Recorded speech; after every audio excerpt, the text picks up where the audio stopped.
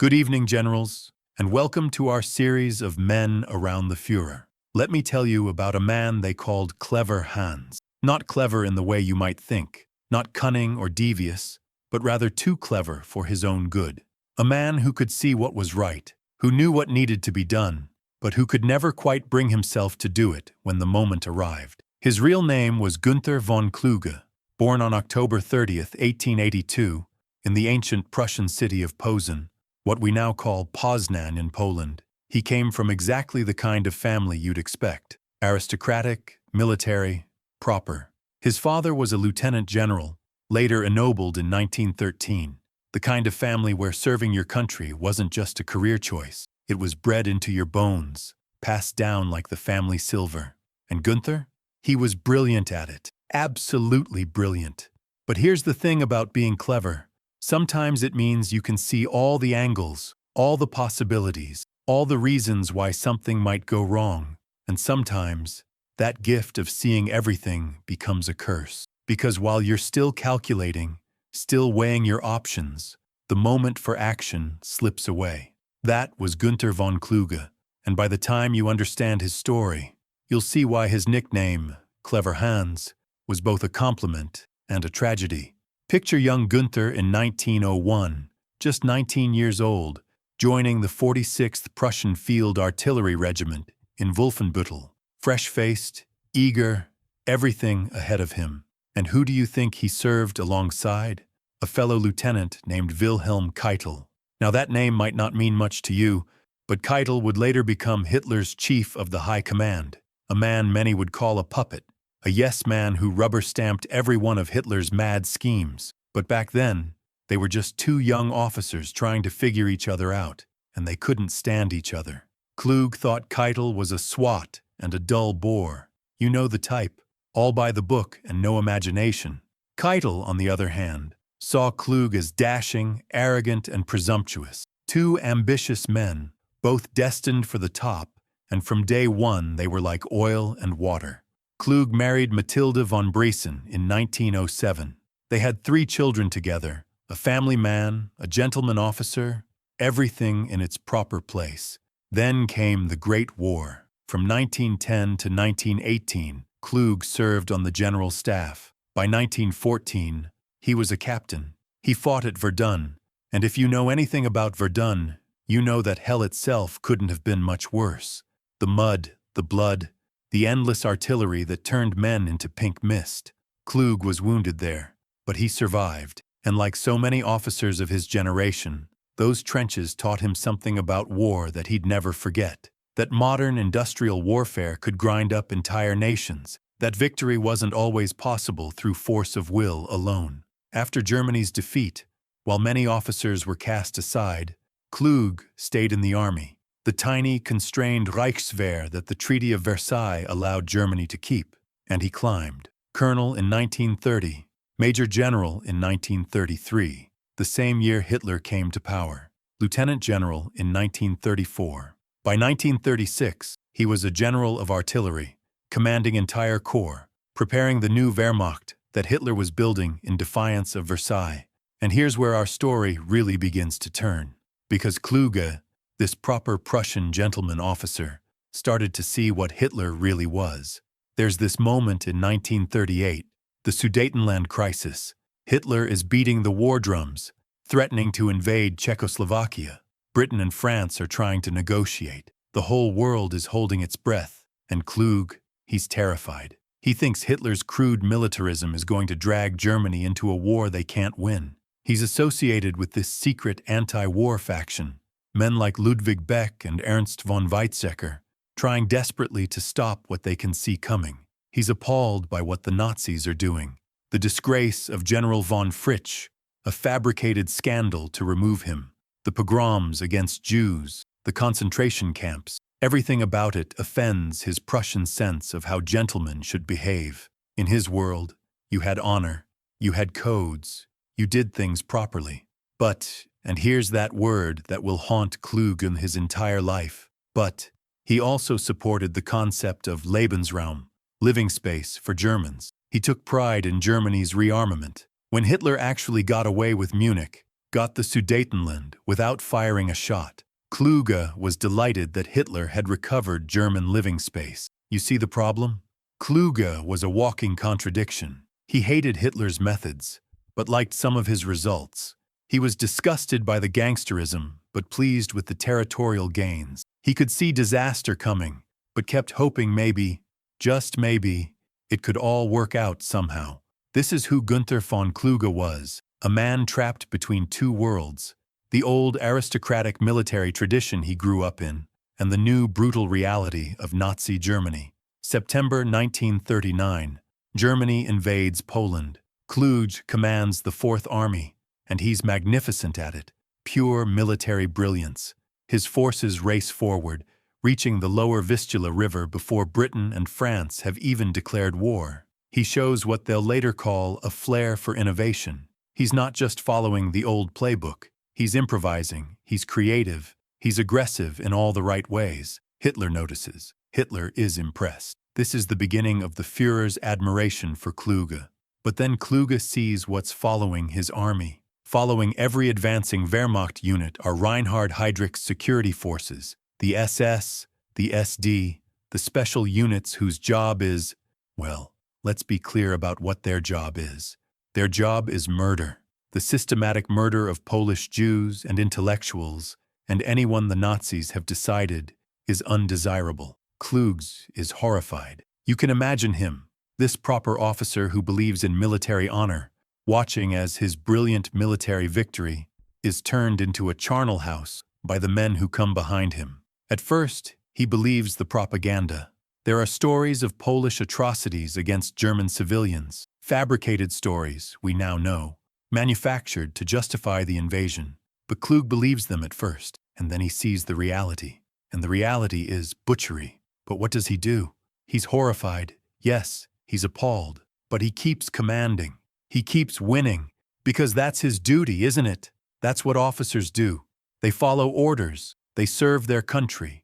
May 1940, the invasion of France, and Kluge's Fourth Army is part of the main thrust through the Ardennes.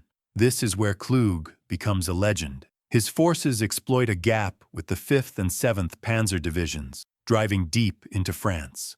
He becomes, without question, the most successful German general of the 1940 campaign. The French are collapsing, the British are retreating, and Kluge's army is leading the charge. But then, May 24th, Kluge issues an order for his panzer units to halt. They're just 16 kilometers from Dunkirk. 16 kilometers from trapping the entire British expeditionary force, and Kluge orders a 2-day pause. Why? Nobody's ever been entirely sure. Maybe he was worried about overextending. Maybe he was conserving his forces. Maybe he was just being cautious. But those 2 days allowed the British to organize the evacuation at Dunkirk. Over 300,000 Allied soldiers escaped across the Channel. Men who would return 4 years later to liberate France. There's another story from this campaign that tells you everything about who Kluge was. During the fighting for Rouen, he's praised for saving the cathedral from destruction. While armies are clashing and cities are burning, this Prussian gentleman makes sure that this medieval masterpiece survives. It's noble, it's civilized, it's utterly admirable, and it's also completely at odds with the kind of war that's actually being fought. On July 19th, 1940, Kluge is promoted to Field Marshal, General Feldmarschall. At age 57, he's reached the pinnacle of his profession, one of Hitler's golden boys, one of the conquerors of France, and now comes Russia. June 22, 1941, Operation Barbarossa, the invasion of the Soviet Union. Kluge's Fourth Army is part of Army Group Center, the main thrust aimed at Moscow. And right away, within days, Kluge issues an order on June 29th. Women in uniform are to be shot. Soviet female soldiers, according to Nazi ideology, are evidence of barbaric Bolshevism. The order reflects the dehumanizing worldview that's driving this entire campaign. Later, Kluge rescinds the order. They're to be captured instead. But the fact that he issued it at all tells you how far he's already compromised, how much he's absorbed of the Nazi mindset.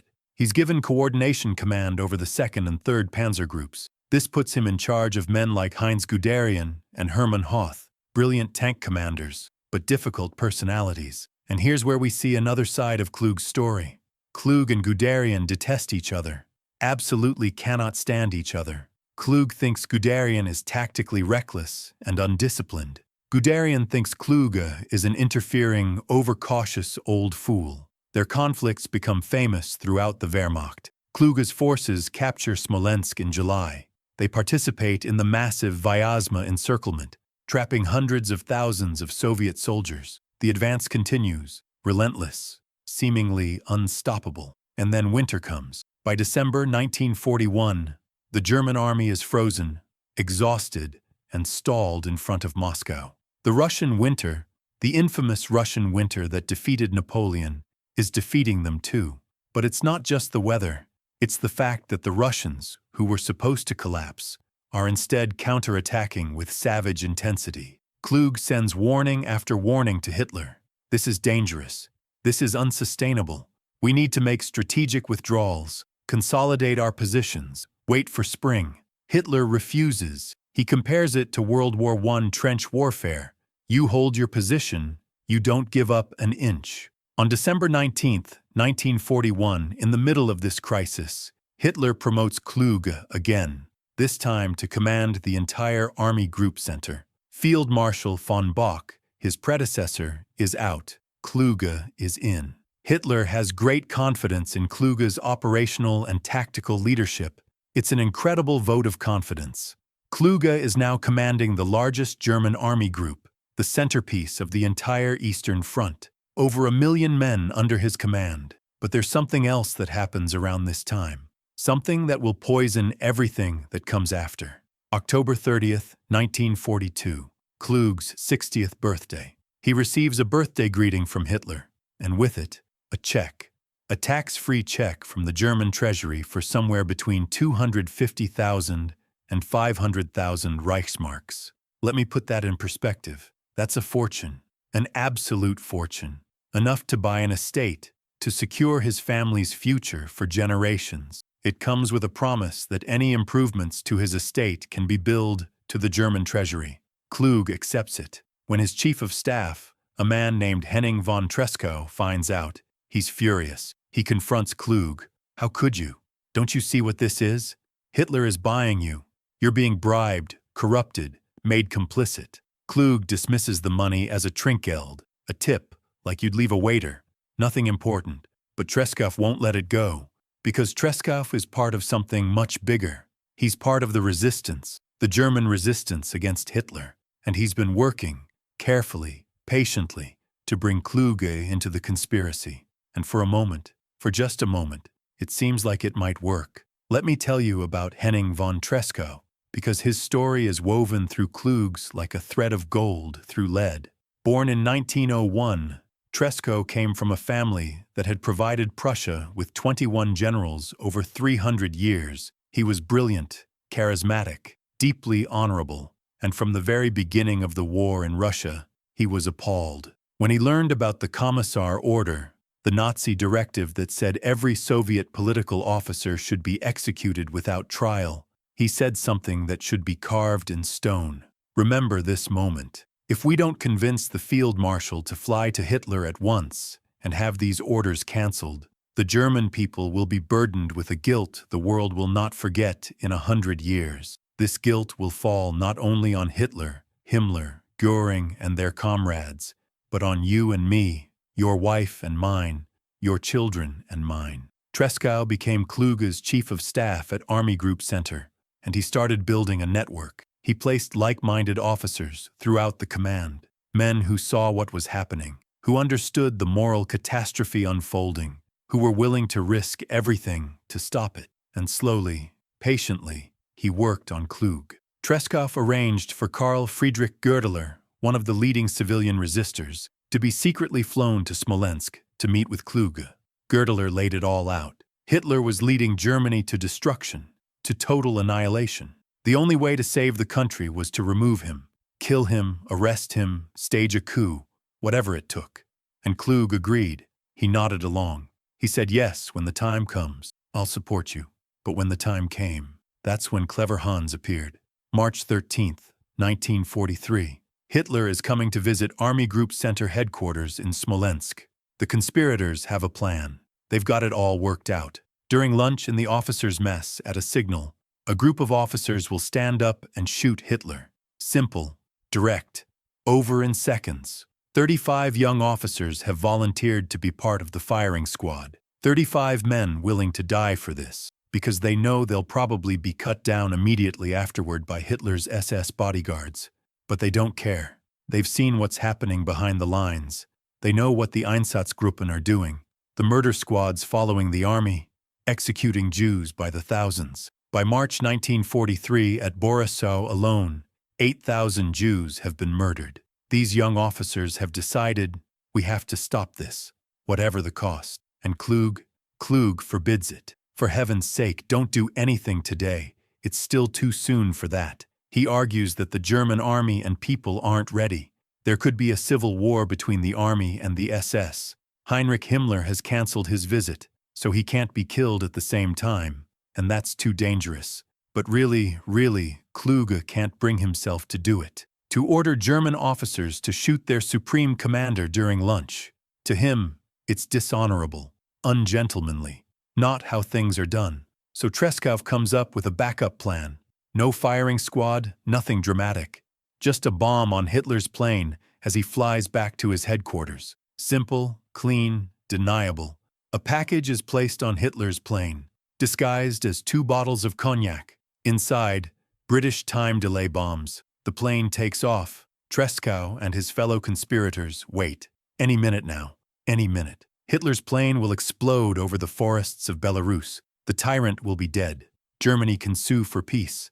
They wait, and wait, and wait, and nothing happens. The detonator malfunctioned.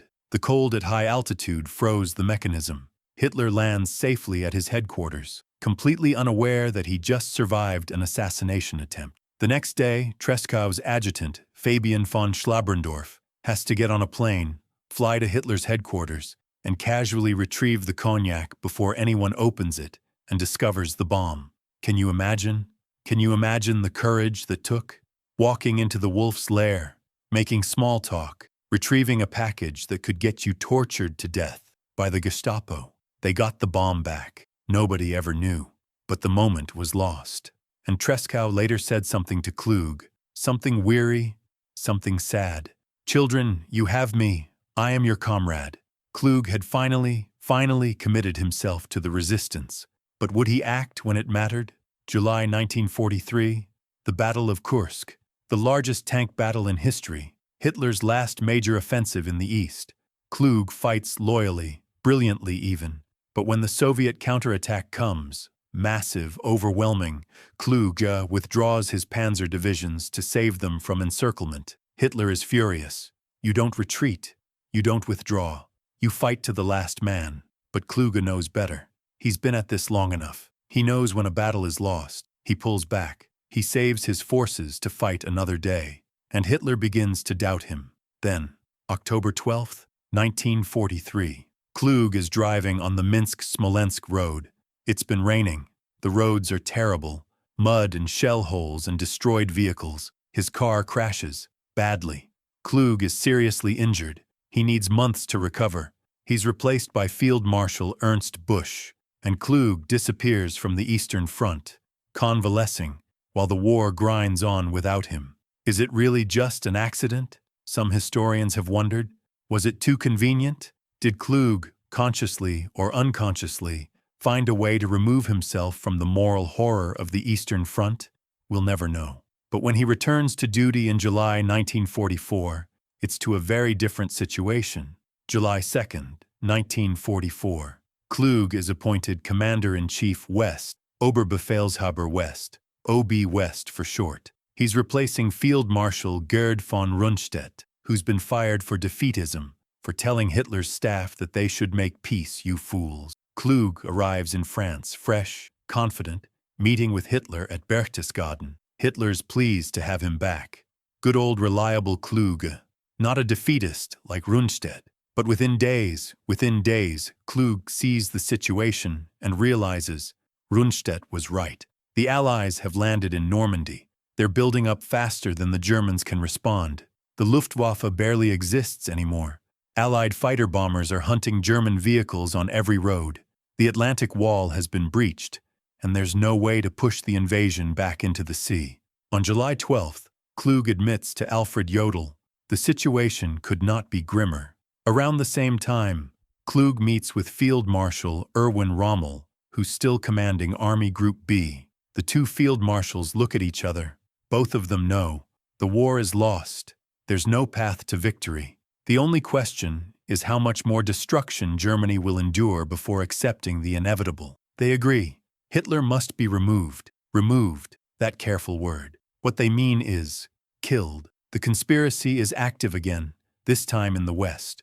July 20th, 1944. The date that changes everything. At Hitler's headquarters in East Prussia, the Wolf's Lair, a young staff officer named Klaus von Stauffenberg places a briefcase under a conference table. In the briefcase, a bomb. Stauffenberg makes an excuse to leave the room. He walks out. He waits. 12:42 p.m. The bomb explodes. The blast tears through the wooden conference room. Men are thrown through windows. 4 people die. Hitler is injured, but alive. In Paris, General Karl Heinrich von Stülpnagel, the military governor of France, a key conspirator, gets word that Hitler is dead. He acts immediately. Within hours, over 1,200 SS and SD members are arrested throughout Paris. The coup is underway. Stülpnagel rushes to La Roche-Guyon, Kluge's headquarters. He needs Kluge to support the coup, to commit his forces to make contact with the Allies. And then the second message arrives. Hitler is alive. Kluge's face, you can imagine it, the color draining away. All his careful calculations, all his hedging, all his clever maneuvering, useless. Hitler is alive. He turns to Stülpnagel and Caesar von Hofacker, another conspirator. His words are cold, final. I only agreed to cooperate if the Führer were dead. He orders the immediate release of all the arrested SS prisoners, all 1,200 of them, back on the streets, back to their posts. He even threatens to arrest Stülpnagel. He tells him to don civilian clothes and disappear somewhere. Stülpnagel leaves. He knows what's coming. Rather than face Hitler's vengeance, he tries to shoot himself, but he only succeeds in blinding himself. The Gestapo finds him, nurses him back to health, and hangs him. And Kluge? Kluge pretends he knew nothing. He goes back to fighting the war, to following orders, to being the loyal field marshal. But Hitler's suspicions are raised. The Gestapo investigation turns up documents with Kluge's name. Nothing concrete, nothing that proves he was a conspirator, but enough to make Hitler wonder. Meanwhile, the military situation is collapsing. The Americans, under General Patton, break through at Avranches. They're racing across France. The German armies in Normandy are in danger of being encircled. Hitler orders Kluge to launch a counteroffensive, attack toward Avranches, cut off Patton's supply lines, drive the Americans back to the sea. Kluge knows it's madness. He doesn't have the forces. He doesn't have air cover. The Allies will see them coming and destroy them. But Hitler insists, and Kluge obeys. August 7th, the counteroffensive begins. It's a catastrophe. Allied fighter bombers tear into the German columns. The remaining panzer divisions, Germany's last mobile reserves in the West, are sacrificed for nothing. Within days, the Americans and British are closing a trap around Falaise. Tens of thousands of German soldiers are caught in the pocket. It's a slaughter. August 15th, 1944. Kluge goes to visit the front. He needs to see the situation for himself, to understand what's happening with his trapped armies, and then he disappears. For 12 hours, Kluge is completely out of contact with his headquarters. No radio messages, no reports, nothing. At Hitler's headquarters, the phones are ringing. Where is Kluge? Why isn't he responding? What's happening? Then an American radio transmission is intercepted. The Americans are asking, "Where is Field Marshal von Kluge?" Hitler goes ballistic. He's convinced. Kluge is trying to surrender. He's negotiating with the Allies. He's committing treason. The truth? Kluge's car and radio van were hit in an Allied airstrike. He was trapped in the chaos of a disintegrating army, stuck in traffic, unable to communicate. Just bad luck. The kind of thing that happens in war. But Hitler doesn't believe it. Hitler calls it the worst day of my life. August 17th. Kluge is dismissed. Field Marshal Walter Model, a fanatical Nazi loyalist, arrives at Kluge's headquarters with orders to take command. Kluge is summoned to Berlin to explain himself, to defend himself. He knows what that means. August 18th, 1944. Kluge begins the journey back to Germany, back to Berlin, back to Hitler. His son-in-law, Dr. Udo Esche, has given him something, a cyanide capsule, just in case. Kluge writes a letter, his final letter, to Hitler. Listen to what he writes. These are real words from the actual letter. When you receive these lines, I shall be no more. I cannot bear the accusation of having brought about the fate of our armies in the West by mistaken measures, and I have no means of defending myself. He's defending himself. Even now, even at the end, he's trying to explain, to justify, to make Hitler understand. He continues, both Rommel and I, and probably all the commanders here in the West, with experience of battle against the Anglo-Americans, with their preponderance of material, foresee that in the foreseeable future, the enemy will break through into Germany. He's telling Hitler the truth. The war is lost. Everyone who actually understands the situation knows it. And then this, my Führer, I have always admired your greatness and your achievements. You have fought an honorable and great fight. History will prove it. Show now the greatness that will be needed to put an end to a hopeless struggle. End the war. That's what he's saying. Have the courage to end the war. The German people have undergone such untold suffering that it is time to put an end to this frightfulness.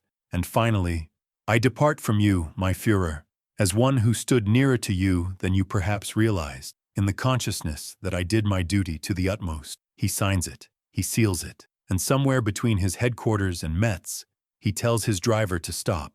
He takes out the cyanide capsule, and he swallows it. August 19th, 1944. Günther von Kluge, Field Marshal of Germany, is dead at age 61, poison, in the back of a car on a French road. Hitler reads the letter.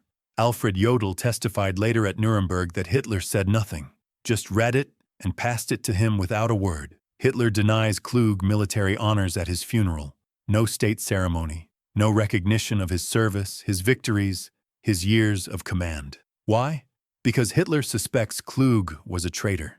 And maybe he was right. Maybe Kluge was finally, at the very end, on August 15th when he disappeared for those 12 hours, trying to make contact with the Americans. His son-in-law later told Allied interrogators that Kluge went to the front line, but was unable to get in touch with the Allied commanders. There's even evidence that Patton disappeared the same day, that the American general was trying to meet with a German emissary who never appeared. We'll never know for certain, but it's possible that in those final days, Kluge was finally ready to act, finally ready to break his oath, to commit his treason, to do what Tresckow had begged him to do years earlier. But it was too late, far, far too late. So who was Günther von Kluge? He was a brilliant soldier. Nobody disputes that. His victories in Poland and France proved his tactical genius. His command of Army Group Center showed his operational skill. The men who served under him respected him, even loved him. He was a gentleman. He saved the Rouen Cathedral. He had a Prussian sense of gentlemanly conduct. He was appalled by the brutality of the Nazi regime, by the concentration camps, by the murder of Jews. But he was also a coward. Not physically. You don't win battles by being a physical coward, but morally. When the moment came to act, he hesitated. He calculated. He found reasons to wait. March 13th, 1943. He could have let the firing squad kill Hitler. July 20th, 1944. He could have supported the coup when he thought Hitler was dead. August 1944. He could have surrendered to the Americans, brought his armies over to the Allied side. Each time he chose to wait, to see what would happen, to be clever. His nickname was a pun, Der Kluge Hans, Clever Hans. But it was also a reference to a famous performing horse called Clever Hans, who appeared to do mathematics, but was actually just reading subtle cues from his trainer. A fraud, an illusion of intelligence. Kluge was trapped by his own cleverness. He could see that Hitler was destroying Germany. He could see that the war was unwinnable. He could see that millions would die for nothing. But he couldn't break free from his sense of duty, his oath of loyalty, his fear of the consequences. He took Hitler's bribes, those enormous sums of money, even while conspiring against him. He gave the conspirators hope then withdrew his support at the critical moment. Tresckow, by contrast, knew what he had to do. When the July 20th plot failed, Tresckow drove to the Eastern Front and killed himself with a hand grenade. Before he died, he said, "The whole world will vilify us now, but I am still totally convinced that we did the right thing. Hitler is the arch-enemy not only of Germany, but of the world." Tresckow chose to die proving a point, that there were Germans who resisted, who fought back, who refused to be complicit. Kluge chose to die proving nothing. His suicide was an escape, not a statement. He couldn't face Hitler's interrogation, couldn't face the torture and the show trial and the hanging with piano wire that awaited him. But he also couldn't quite bring himself to admit he was a traitor. His final letter to Hitler is pathetic in its obsequiousness, praising Hitler's genius and greatness, even while begging him to end the war. Perhaps he was trying to protect his family from the Nazi policy of Sippenhaft, arresting the relatives of traitors. Or perhaps,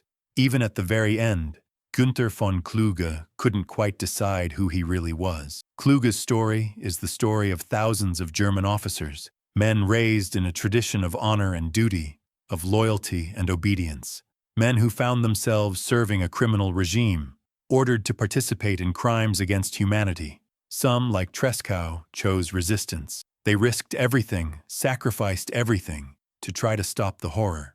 Others, like Manstein and Guderian, chose to keep their heads down, to focus on their professional duties, to tell themselves they were just soldiers doing their jobs. And Kluge tried to have it both ways, to serve Hitler while planning to betray him, to accept the bribes while meeting with the conspirators, to keep his options open until the last possible moment. It didn't work. It couldn't work. In the end, Kluge was destroyed by his own indecision, by his cleverness that was never quite clever enough, by his inability to commit himself fully to either loyalty or treason. There's a metaphor used in the original document about Kluge. His career can be seen as a ship caught in a moral maelstrom.